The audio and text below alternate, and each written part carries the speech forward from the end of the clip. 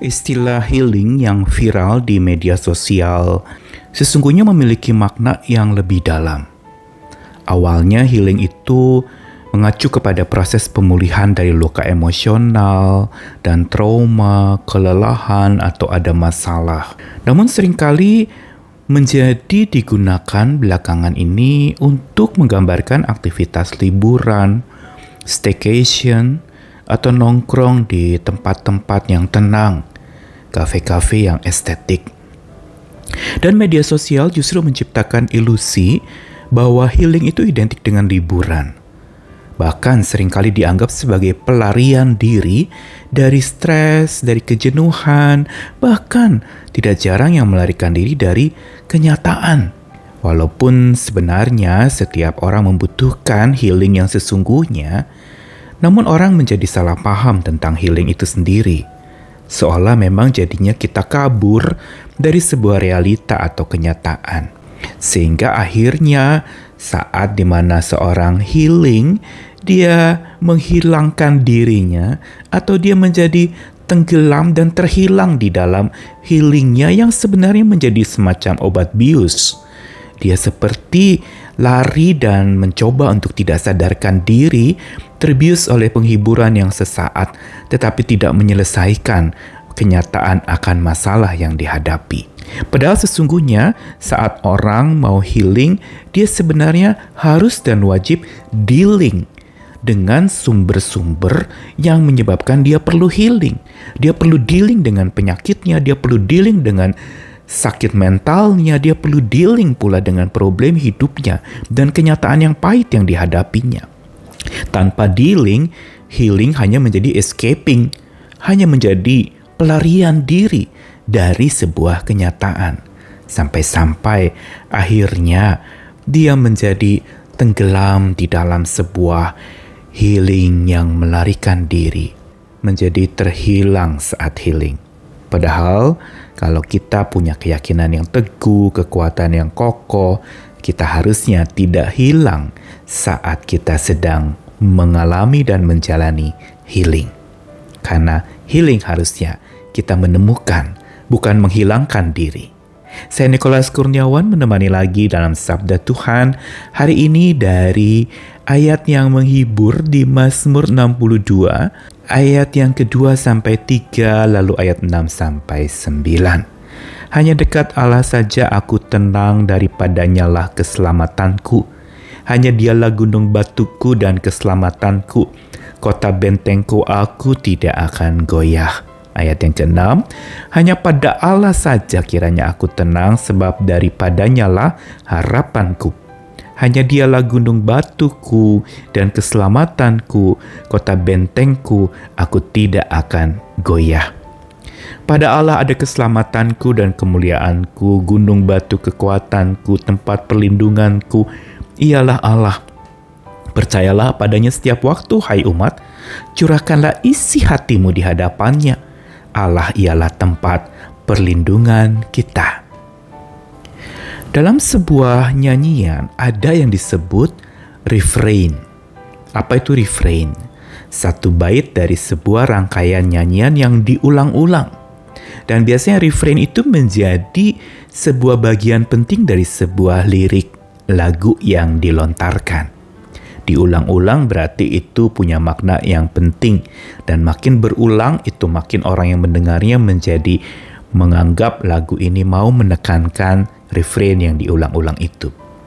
Dan begitu pula di dalam Mazmur 62 ayat 2-3 dan 6-7 itu semacam refrain yang diulang, yang berulang dinyanyikan, yaitu tentang hanya pada Allah saja atau hanya dekat Allah saja kiranya aku tenang.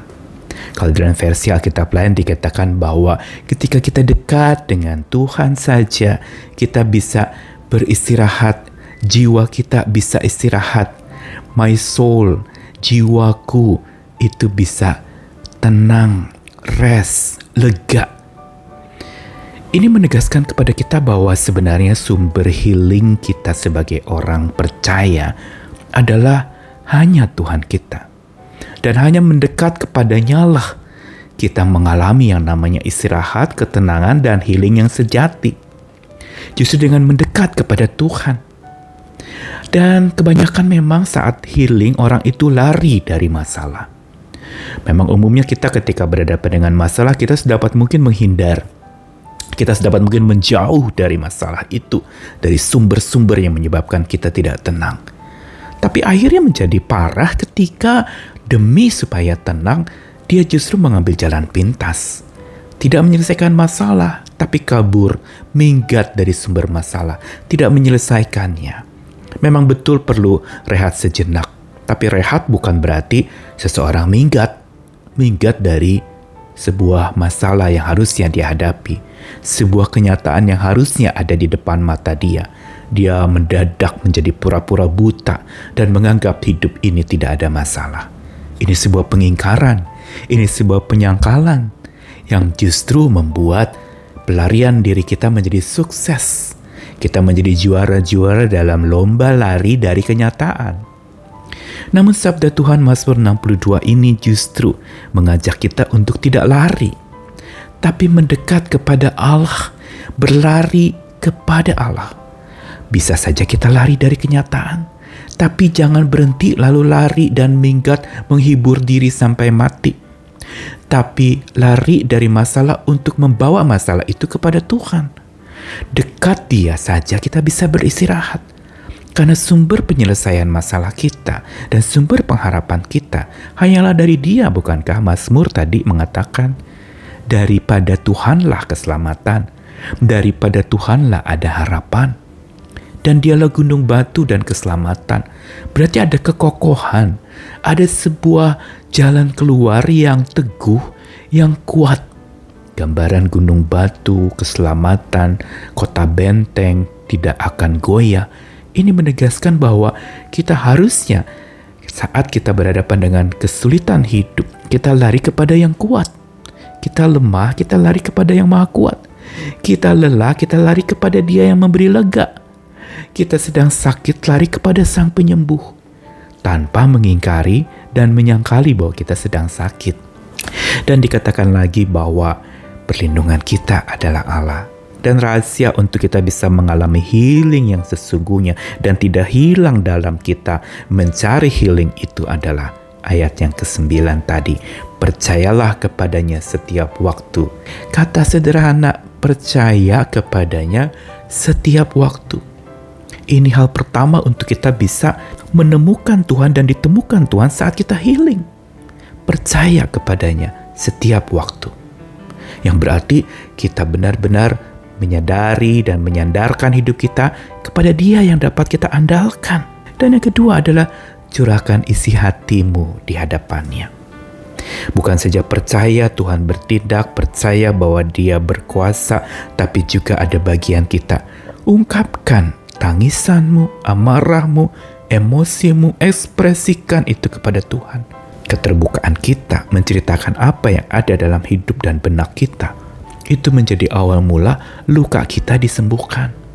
Tanpa kita terbuka, maka kita makin terluka.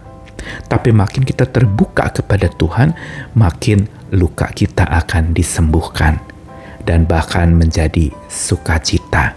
Ada pertumbuhan, ada kedewasaan lewat luka kita, lewat duka cita kita, lewat sakitnya kita, lewat pergumulan dan masalah kita. Karenanya sabda Tuhan hari ini mau ajak kepada kita bahwa healing yang sesungguhnya bukan lari dari kenyataan yang membuat kita terhilang saat kita healing.